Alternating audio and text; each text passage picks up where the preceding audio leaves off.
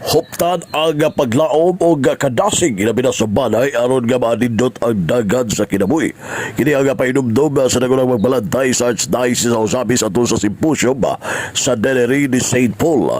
Dili man tanan na rosas anaa sa panimalay apan may mga panahon nga ang rosas dunay mga tunok kay kining mga tunok nagsimbolo sa mga pagsulay sa kinabuhi.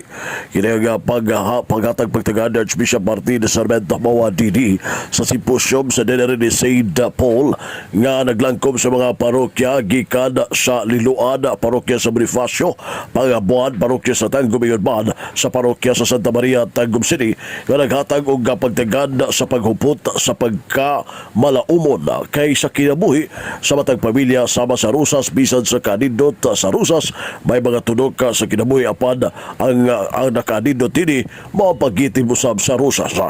Duga pa na Archbishop Hamawan nga mudasig sa usag-usa aron nga mo kapadayon sa paglakaw nga puno sa gugma isip usa ka simbahan nga naglakaw padulong sa gingharian sa langit. Ikaduhang punto na nga gipambit sa Arsobispo nga nagapanaw nga mapasalamaton ug mampun sa kinabuhi dili lamang sa pagkalibutanon nga focus kay matod pa sa Arsobispo nga walay mugamot sa kalibutan inugdan nga samtang nagpanaw anahuptan ang pagkamapasalamaton ug mampun. Hinugdan nga ang tema sa simbahan sa pagpagandam sa tuig sa Yubileo mao ang Pilgrims of Hope, simbahan nga malaumon magpapanaw nga mapasalamaton o nga mampun. Dugang pa na Arsobispo Hamawan nga tao nga mapasalamaton na panalaginan kayo sa Ginoo kay ang mapasalamaton mauban ang mapabiton nga tao o kantong nga tao nga dili may balo. Mapasalamat mo kantong kanunay lamang magkubkob o dili may balo nga mapabita kay walay mga santos nga laog o hakuga busa ang ipuyan ang kinabuhi nga puno sa pagkamapasalamaton o mapabiton ngadto sa uban.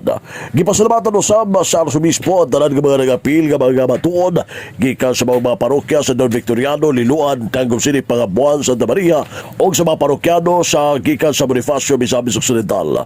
Nga miapil sa mga simposyum sa Denery ni St. Paul ang pagpahigayon, pagpagandam sa Yubileo sa tuig o Jubilee year nga lakip mga gipasalamatan sa Arsobispo ang pagpasalamat ang ikinig pagpagandam usab sa ika-75 katuig isip pagkahibugso sa lokal nga simbahan sa Archdiocese of Osamis. Mudasig kita sa usag-usa aron kita mupadayon paglakaw nga puno sa gugma kay kita usaman kasimbahan nga ga lakaw padulong sa gingharian sa langit.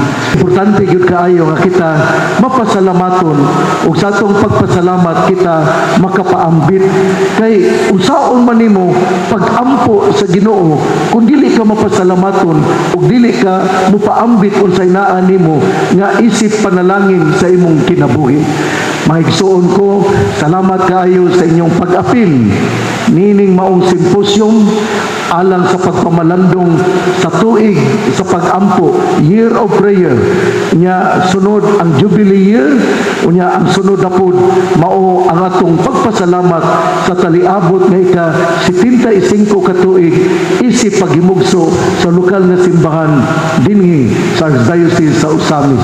Samtang sa katapusan sa iyang homily sa Arsobispo, iyang yatagan o nga pagtagad nga sa matang pamilya sa Denery ni St. Paul nga naglangkom sa mga parokya, iyang ginasing ang mga matang pamilya nga mohimo ngayon sa Santos nga Rosario kay ang kining tuig kay kining bulan sa Oktubre mao man ang bulan sa Santos nga Rosario. Katapusan, bulan maron sa Rosario, hinaot nga ang banay, aduna gyud panahon nga mag-ampo. Hinaot nga ang banay, makaampo gyud sa Santos nga Rosario. Ingnon nimo imong bana, oy darling, ari dire, darling luhod. Nga imong mga anak po, paluda, ampo mo sa Santos nga Rosario. Hinauton ta nga kining akong mensahe mutuhok sa inyong tagsa-tagsa kakasing-kasing ug ato yung timan-an nga kita nagkatapok isip Synodal Church ug hinaot nga manlakaw kita, mupanaw kita padulong sa gingharian nga puno sa kadasig, puno sa pagmaya ug mapasalamaton kay kita katilingban man nga maampuon. Ang Arsobispo sa lokal na si Archdiocese of Osamis, Archbishop Martin Sarmiento Mawa DD, ato sa pagpaygayon sa simposyum sa dinner ni St. Paul nga naglangkom sa mga parokya gikan sa Tangum City, Santa Maria, Pangabuan, Liloan, Don Victoriano o Bonifacio, Misamis Occidental. Alang sa DXDD sa Manager Kampana, ang Radio Siba, W8 Manuel Ronquillo Jr. darag sa nagbayan.